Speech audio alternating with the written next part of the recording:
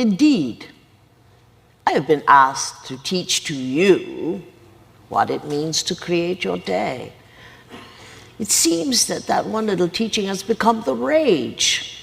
Well, it should be. It should have always been the rage. Waking up every single morning is a gift, don't you know? Life is a gift. Create your day? What does that mean? And who's creating it?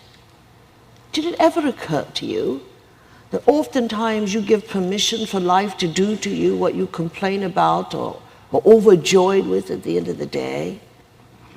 Creating, well, creating is a privilege. It goes along with being a divine person.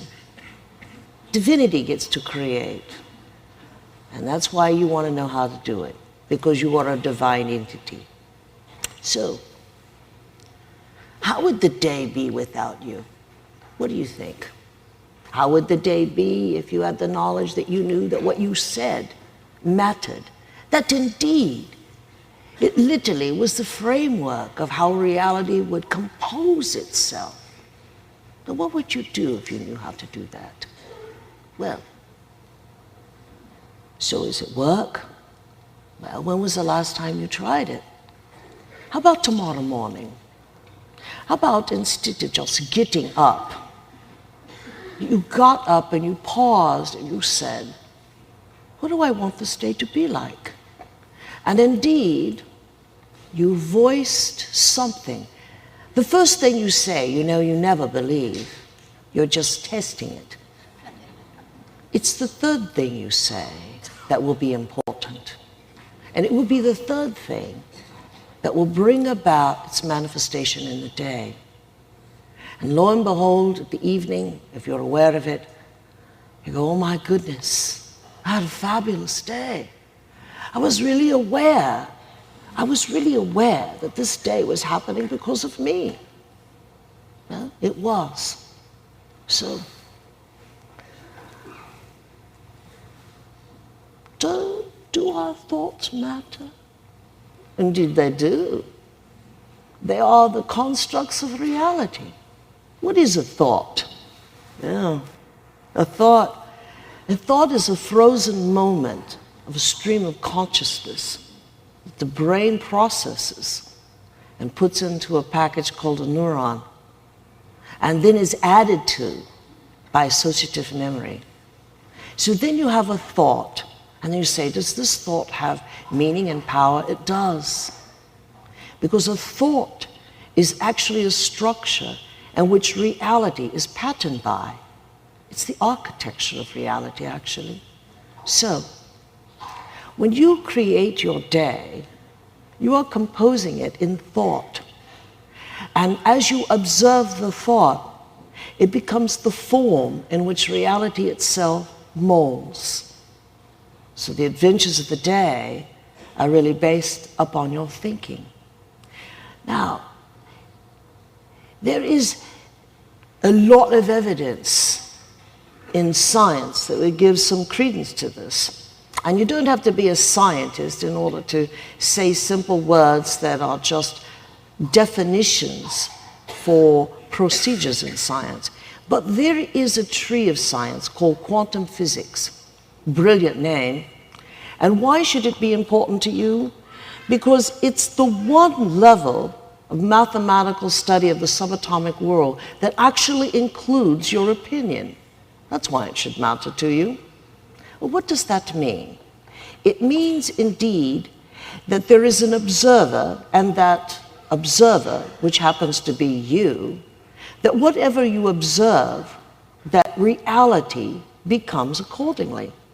And in quantum physics, it simply is that whoever is observing the quantum field with whatever expectation, that indeed that field performs that expectation. Fabulous, isn't it? Frustrating to scientists, because this field belongs to everybody. Everyone affects the field. So what is the field? It's small matter. You know, small matter, below atomic level matter. But that is where we have a cause occurring that creates an effect. And the effect is matter being built upon itself, that finally we have a whole picture that within our reality we can actually recognize. So, what did we do? We were an observer. We observed how we wanted a day to happen. In the small world, we are the observer that focused the day into being, into its becoming. Quantum physics is important to you because it's the one science that's on your side about your abilities. And so, is everything we think made manifest? Absolutely. Well, then why don't I know that my thinking is being made absolute? It has every single day. It never occurred to you to create your day. So your day was always whatever you perceived it was going to do to you. Now you're about to do to it. So, what then should you do with this science? Well, you should study more about it. You should learn how important you are within the realm of all matter, and that whatever you think indeed does matter, and that it matters in the way that it affects your life every day. So, why was that catchy little phrase used in What the Bleep? Because students in the school are taught that they are divine people, and that to let life happen to you would be irresponsible. But to create the way life happens to you is indeed a divine right that every student here learns to have. The greatest position we never want to find ourselves in is being a victim of anything. It is all right to be surprised and charmed by the measure which we could create. But it's quite a different story that at the end of the day, that we have regret and hurt feelings, and that somehow we are injured by the day. The last thing we want to become in life is a victim. And in this school, the way that we get on and make life much more beautiful is that we learn that if we take responsibility of how the day is going to happen, then at the end of the day, we are enjoying the results of that experience instead of wailing that we didn't know any better. So it's the act of responsibility. And it is being the observer in quantum mechanics that no matter what you think, it is going to manifest. So why not construct thoughts that would create a day that would bring splendor and beauty and ingeniousness and wellness and joy, or whatever other adventure you would like to have? So the idea in What the Bleep is that we would never allow ourselves to become a victim ever again. Because once we are in the knowledge, then we want to make life happen rather than allowing it to happen to us. So, you know, in learning this about this message, it is quite unique to this school and quite unique to these students. And are there students who don't create their day? Absolutely. There are Christians that don't pray every day, only use what they believe in until they get into trouble. And why would you want to not create your day? Do you not have enough knowledge? Indeed, do you not have enough wonder?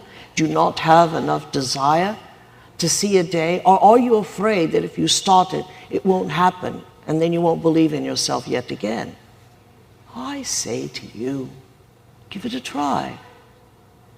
Now, that's where they learned it, right here.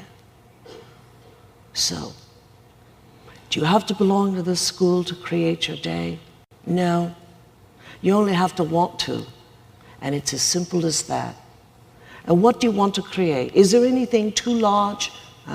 Create only those things that are in the realm of your acceptance. Don't create things you can't accept, because then you're not going to be willing to live them when they appear in your life. Got it? Now back to quantum physics. Why should you want to delve in that a little more? Well, for one reason, what do you want to believe in?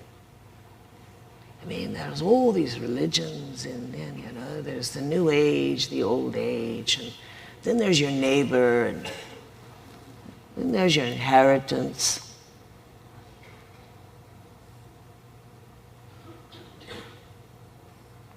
Well, what would you like to believe in? Why wouldn't you want to believe in this? Quantum physics is remarkable in that it's just a science that studies the nature of our remarkability. When you begin to study this, there's a lot of things that come clear to you, For example, you didn't have to wear white to make something wonderful happen. And that you begin to learn that positive and negative are not about good and bad at all. They are about the polarity of the electrum. They're about electricity. You can't have a positive charge without having a negative charge. So what is good and bad about that? Pretty soon, you begin to think differently. You begin to understand it in a more rational and indeed more mature way. And then if negative isn't bad, then maybe black isn't evil. And maybe nighttime isn't the time of witches and goblins and all that other trash. That maybe it's just superstition. But does superstition exist in quantum physics? Yes, because whoever believes it actually creates itself. It's an actual reality. But then you can have a person sitting right next to you who doesn't believe in any of that. So it's hogwash. And will any of those things manifest in that person's life? Not one thing. So you begin to also understand something else important. That just how powerful you really are, maybe you're the one who put God in heaven. Or maybe you created God in your image, the way you think it should be. Because if you keep on believing that way, surely goodness, that's how life's going to treat you every single day. You made a God to punish you, to reward you, and to love you, and to be afraid of you. Every day you did that. And what you begin to understand about that is, maybe the nature of God isn't about an old man with long beard sitting somewhere up there in a real estate called heaven and judging you. Maybe you put him there. If you did, you can take him down. That maybe, just maybe, that the greatest gift of life and our day really is contained within us in this magical field that doesn't exist, as something other than ourselves. It is quintessential part and parcel of ourselves. It is us. So pretty soon, you will graduate God from being that mean, old, fearful, dreadful creature to something that's sublime, that is about the state of being. It's about the nature of being. And indeed, it is about your being. There's other things you'll learn too. What about evil? Does evil exist in the world? You've had an awful lot of bad days and a hard run of bad luck. What about that? Well, one experience deserves another. If you have one bad experience that you judge bad, then you're going to think about it all day, and it deserves another one. You're going to get another one. And then that deserves 2 or 3 more. There is such a thing as a run of bad luck. But maybe we're the luck in how we think about it. So then we would start to think about bad, not as something that is a bad thing, but an experience that maybe it took that many days for us to change our mind and to have a different day. And are people bad? Oh, I think you're going to learn that it's all relative, that it's the quantum field working for them, and indeed the quantum field working for you, and you just think that those who don't do what you think they should do, you consider them bad. But that's okay too. But when it's okay, oh my goodness, what do you do with an attitude that it's okay to be bad? Maybe people stop being bad when it's okay. And then there's that other thing, you know, superstition and all. Well, what about all those gods? What about that history? Should history be important to us? Well, you keep repeating it enough, maybe it's trying to tell you something. Maybe you should dream a new life, a different life. How about superstition? Where do we put that? How about the new age? Is there a new age? Maybe it's the old age. You don't want to go out there and start trading your God anytime soon for a bundle of spirits that exist out there in the netherworld just waiting to get you in the closet. You don't want to do that either. And furthermore, then you don't want to start wearing bangles of crystals around your neck. They can be so tiresome. Or eat a lot of garlic, which can ward off more than evil spirits. And you certainly don't want to be a vegetarian or a meat eater or any sort of regime. You'll start thinking about that too, because you'll start to think, well, you know, if I really believe this, my goodness, this is really going to happen to me. This is really going to become effective. If I really think there's something out there going to get me, it just might. Well, you know, are we empowered by crystals? Well, isn't that relative? How about maybe we made it powerful? And how about a diet? Is a diet good for us? I don't know, what do you think?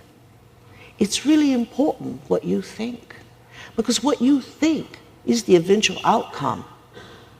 And how about, well, reincarnation and life after life and all those guides and all those people? There's so much. Well, there are some real gems in this. It's really, really, really wonderful to think about ourselves as an eternal being, because no one has ever figured out yet how to destroy the quantum field. In fact, they've never had a thought big enough to turn in on itself, to destroy itself.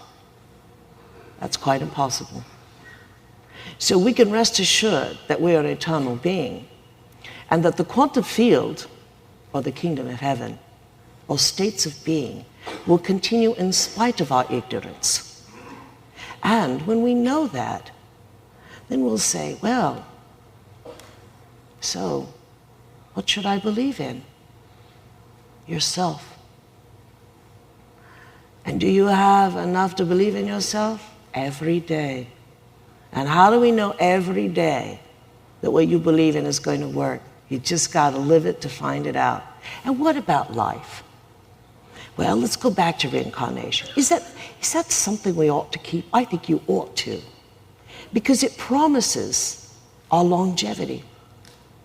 And in fact, where we think we've erred, we have a lot of lifetimes to make up for it. But then we come to think of that. Maybe you don't want to spend the rest of our lifetimes making up for something we could take care of right now. Right now. So I rather like the idea that if we can't destroy the quantum field, then there's something in that that says that we're indestructible as well. Quantum field will always have an observer.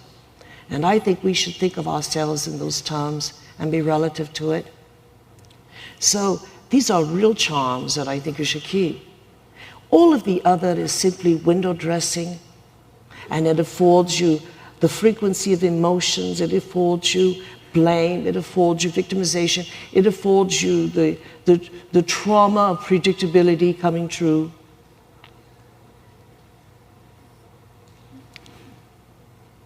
But if you want to be free, and you want to love yourself, and you want to look forward to every day, and then every year, and then indeed every decade, and then you can perceive yourself beyond death, it's actually possible. You don't even have to die.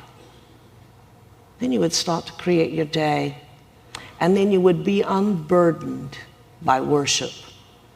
The greatest worship we can have for God is to live like one. And indeed, the greatest gift we have is not what can God give us, but to celebrate that we're alive every day. It's the greatest gift you have. And that you're afforded imagination, a brain to process it, and a life in which to explore it in. We have no boundaries to our greatness or indeed our goodness. Our worst is behind us. Our greatest discovery is in front of us. So let me tell you something about all of those wannabes. Be yourself. Say, all this ritual I did this morning, it was only necessary to get me to believe something. Well, why don't you dispense with it and just create the day you want? And then according to quantum physics, if you are that observer, you're going to get that day. And if it was the third thing, well, what are you going to do about tomorrow? You're going to be all jazzed about tomorrow. And then when it becomes magical, you'll start seeing your life and your future specific in realms that are truly wonderful, inspiring. You know, you're supposed to be here. You're supposed to be a part of life. We would clearly miss you if you weren't here. You are a part of this concept. Indeed, you make up this time. When you change, you send a shockwave through this time that brings hope to everybody. Now, won't it be nice when people start giving up that mean old God and they start trading in their crystals, they start forgetting about the way things ought to be and start designing them to the best of your ability. Experience is relative to you. It's your life. It's your dream to experience. And won't it be wonderful when you, in your day, and someone says to you, because you have created this shockwave, what is it about you that seems to always be magical and wonderful? And you could look at them and say, do you ever think about creating your day? So you doubt that, do you? No, why would you want to go and do that? Well, what is doubt? And why do you even have it? Doubt is just a word that explains the desire not to participate. And the desire not to participate is because you don't want to be engaged or accept what you hear or see what people ask you to do. Doubt is also an interesting thing in the brain. It's a barrier in the brain. We don't get any more learning in the brain unless it's specific to the personality that you are. So people say that doubt is really healthy for you. It is if you don't want to change your life. And it prevents you from changing or modifying your personality, your lifestyle, your religion, your family, your origins, all of those things. It keeps you intact. And for that, it serves its purpose. But does doubt work in the quantum field too? Of course it does. When you say, I don't believe this, then you will not have the experience of it. You will not be asked to grow. You will not participate in your own growth. If you say, I don't believe this is hogwash, then you get to not believe. Everyone gets to have whatever you deem necessary. So, here would be the choice then. The choice is to wake up. You know, when the moment you wake up, have you ever noticed, by the way, that you don't know who you are? And you wake up and you don't know who you are. You notice how you look around the room to orient yourself, and what's really surprising when you see the person next to you? And for that split moment, you don't know who they are? I think you should contemplate that a lot. But in that very moment, we spend the next moments before you ever get out of bed reorienting, rebonding with an identity that for a moment we didn't even have. And the identity is that we start to form it. We take a look at the person next to us, and we get up and we start scratching our bodies and touchy-feely. And then we get up and we go to the latrine, and on the way we look at ourselves. Why do you do that? Why do you stare at yourself? Because you're trying to remember who you are. And then when you go to relieve yourself, you stare at your own urine. And why do you do that? Because you can't believe you're urinating. It's still a mystery.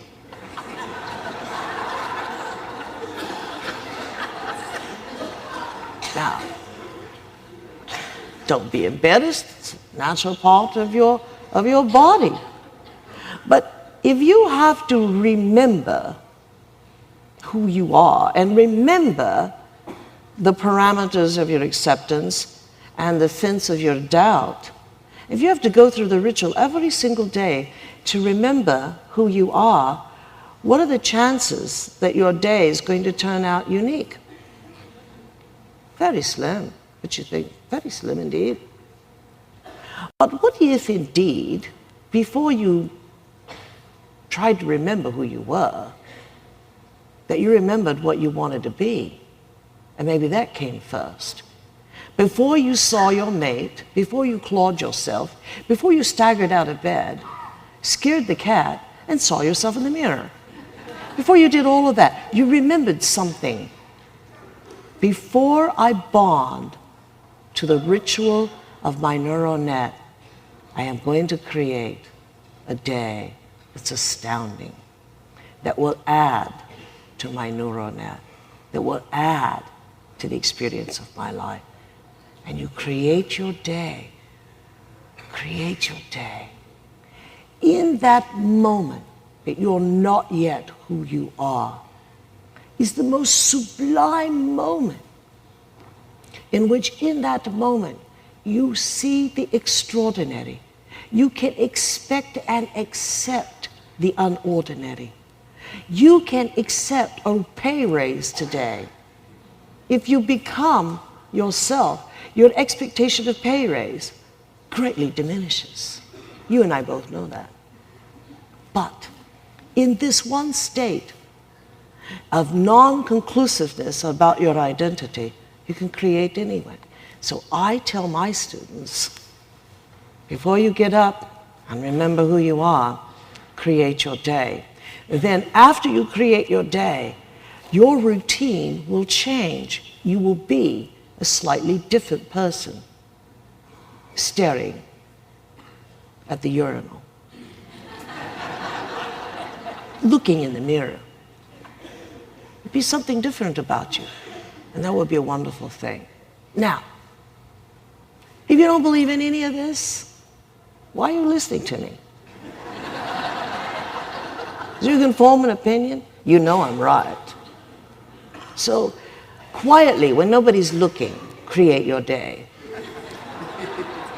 But create it in a way that you honestly are going to create it for your own pleasure.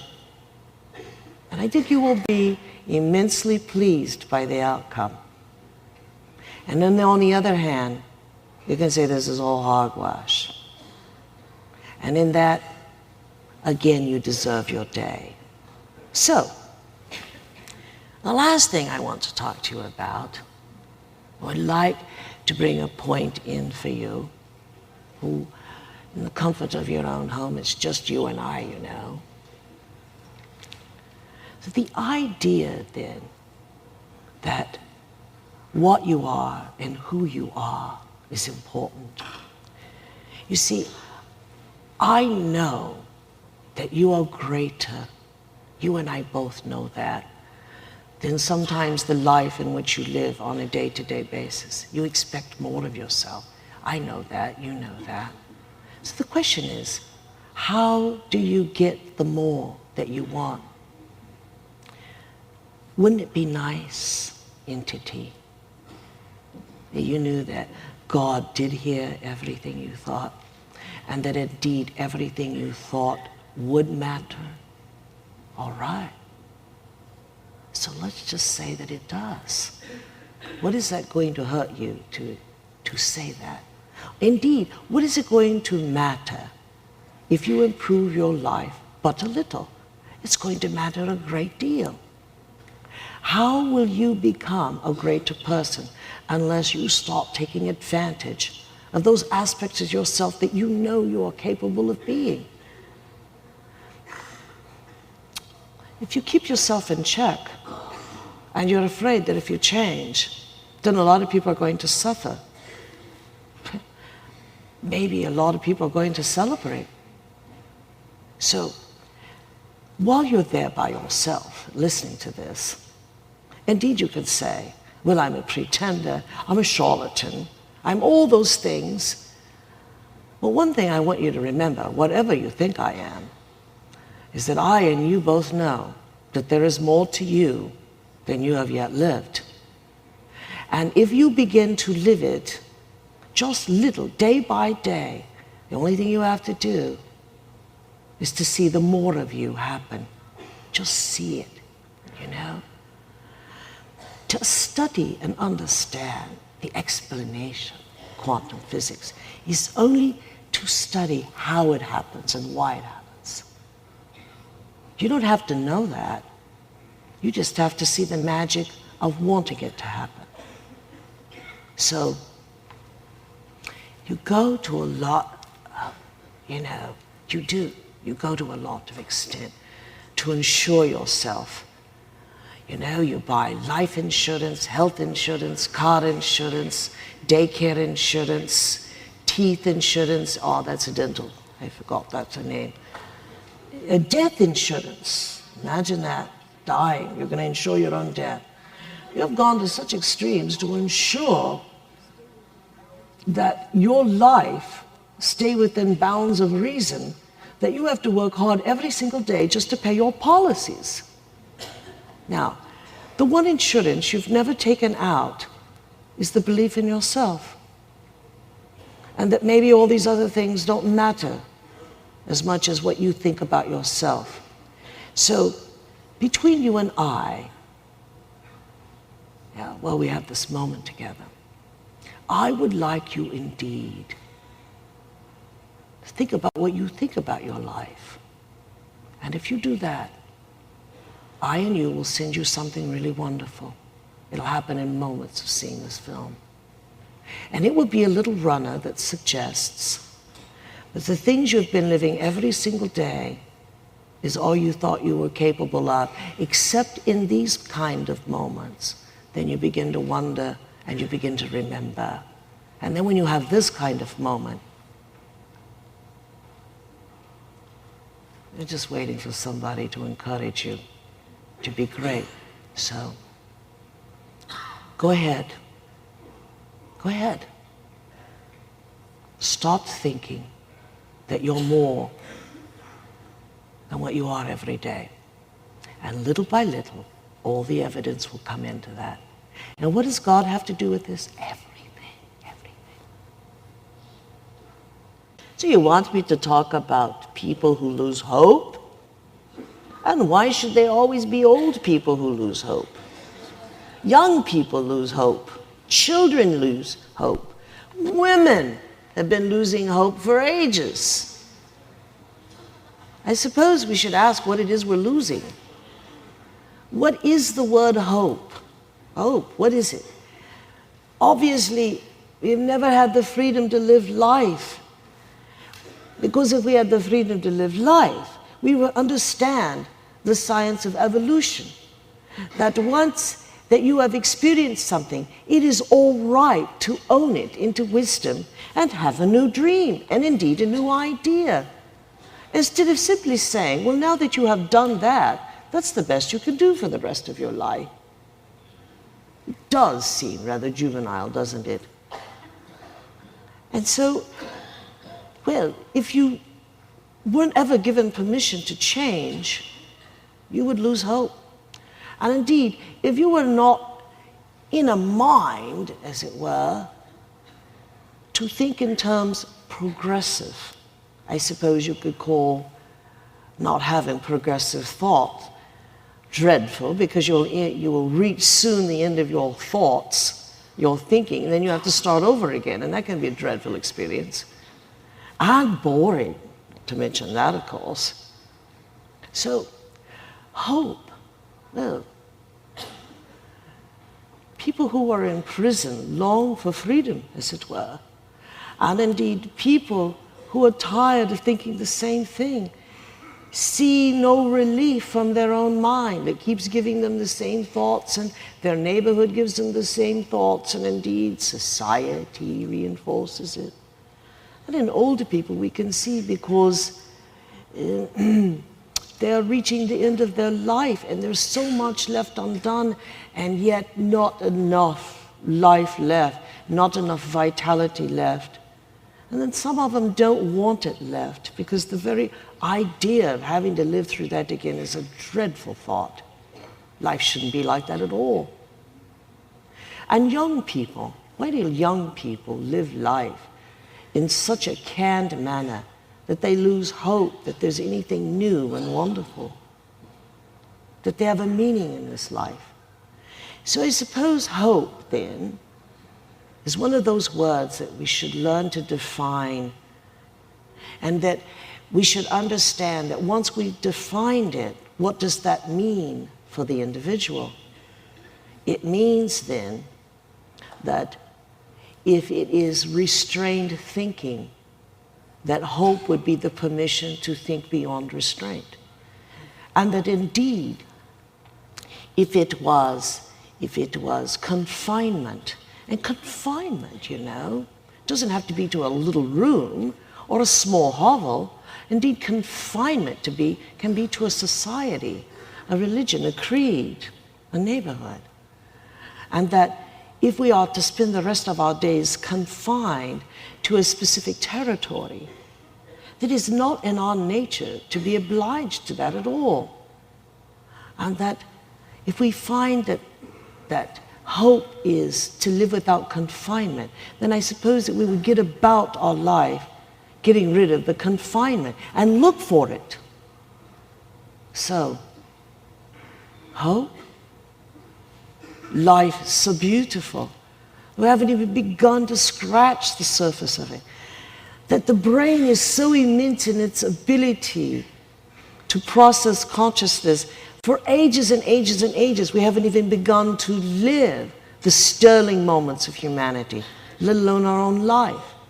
So, hope, then, well, to find a way out of the menagerie of predictability is when a person begins the journey of releasing oneself from one's confinement or one's restraint in thinking. So what does that? Knowledge.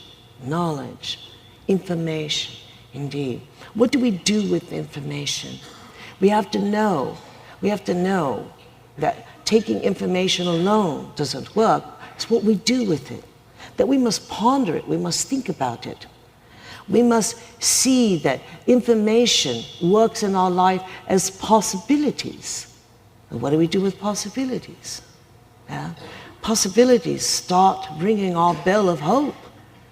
Is it really possible that I could live outside this confinement? Indeed. That I could really think outside of this quadrant of thinking? Of course it is.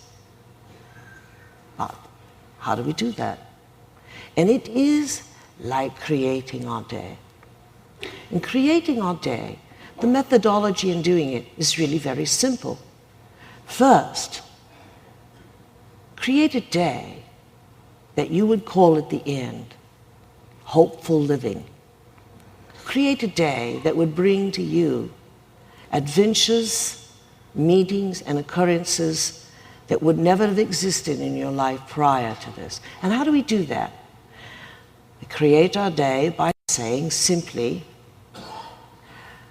today, I will know extraordinary people. Today, I will have an encounter of the unusual. And today, I will know wealth in a way of which I have never known. And all along, I will be so excited about today. I shan't ever feel the illness. that I dread every day. And how do we do that? Saying those words slowly and letting them rest in your mind slowly, that you're present with every one of them. And when you finish saying that, you will have been present with your day, and your day will get on about bringing you hope. So, who can do this? Old people, young people, people. If you have a desire to live one more day, if you have a desire to feel that you make a difference, then this is how you begin to make a difference. Say the word slowly. Hold it. Be present with it. And the more present you are with the sentence, the more exciting the energy grows in your body. And the thrill of the day, you can hardly wait now to get up and go through that ritual in the morning, but now in a way in which you're excited. That unusual person, you're going to meet that unusual person. And that marvelous experience, yeah, that's going to happen too.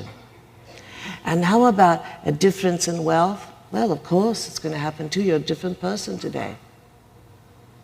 Now, was that hope? At the end of the day, you'll be slapping your knee and going, oh my heck, I just had one of the most wonderful days I've had in a long time.